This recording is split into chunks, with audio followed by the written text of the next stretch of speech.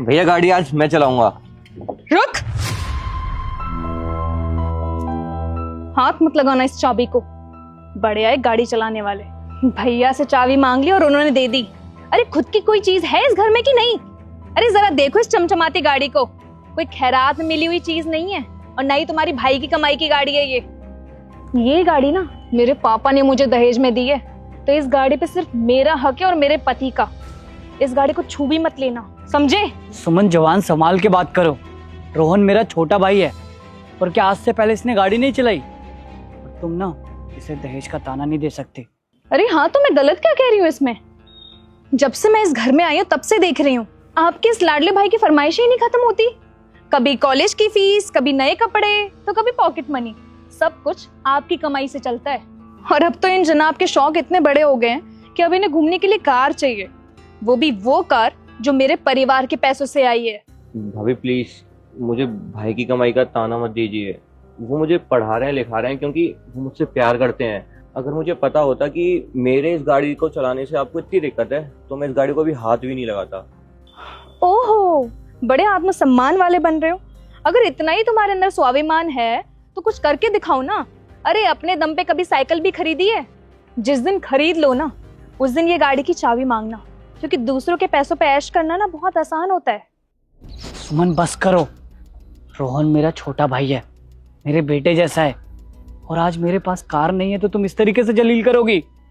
चुपचाप चाबी दो मुझे। नहीं दूंगी मैं ये चाबी। और क्यों दूं? ताकि तुम इस चाबी को अपने भाई को दे दो।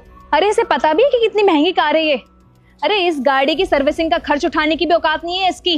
अरे खरोच भी आ गई ना इस कार में तो रोते हुए आएगा आपके पास पैसे मांगने ये। भाभी मुझे नहीं पता था कि आप मुझसे इतनी नफरत करती हो। मैं तो आज तक यही समझता रहा कि भाई की तरह आप भी मुझे ना बहुत प्यार करती हो, लेकिन मुझे तो आज पता चला कि आपके अंदर इस गाड़ी को लेके कितना घमंड है। हाँ घमंड है, क्योंकि मेरे परिवार को ना इस गाड़ी को देने की हैसियत थी। तुम्हारे परिवार की तरह नहीं है जो सारी जिम्मेदारी अपने घर के बड़े बेटे पे डाल के बैठ गए हैं। तो क्या हो गया अगर वो मेरे पास आएगा तो? जितना हक तुम्हारा है ना मेरे पैसों पे, उतना ही हक उसका है। और क्या तुम बार बार गाड़ी का एहसान दिखा रही हो कि मेरी ये मेरे पापा ने मुझे दी है?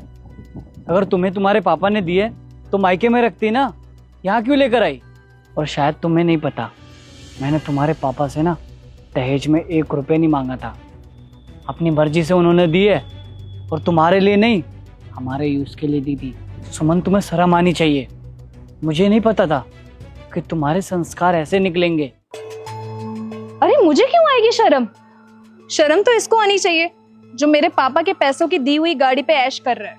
अरे यहाँ तक इतना बेशर्म है ना तुम्हारा भाई कि जब भी गाड़ी लेके जाता है पेट्रोल खत्म करके लाता है। अरे यहाँ तक कि पेट्रोल डलवाने तक की औकात नहीं है इसकी, तो मैं इसे गाड़ी क्यों दूं? सुमन, तुम जो कुछ भी बोल रही हो ना, सोच समझ के बोलो। तुम्हें पता भी है इस चीज से हमारे रिश्ते पे क्या फर्क पड़ सकता है? अरे इससे हमारे रिश्ते में क्या फर्क पड़ेगा?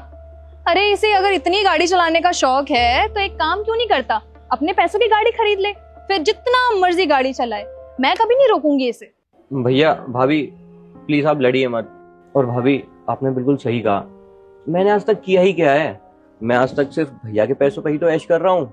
और भाभी मैं आपसे वादा करता हूँ कि इस गाड़ी को छूना तो दूर, मैं इसे देखूंगा भी नहीं। और भाभी आपने एक साइकिल की बात करी है ना, तो देखना आज से 3 साल बाद मैं इसी घर के सामने मैं अपने पैसों से खरीदी हुई गाड़ी यहीं खड़ी करूंगा। और वो गाड़ी ना किसी और के पैसों की नहीं होगी, मेरी खुद की मेहनत की कमाई की होगी। और भैया मैं आपसे अब तभी मिलूंगा जब मैं कामयाब हो जाऊंगा।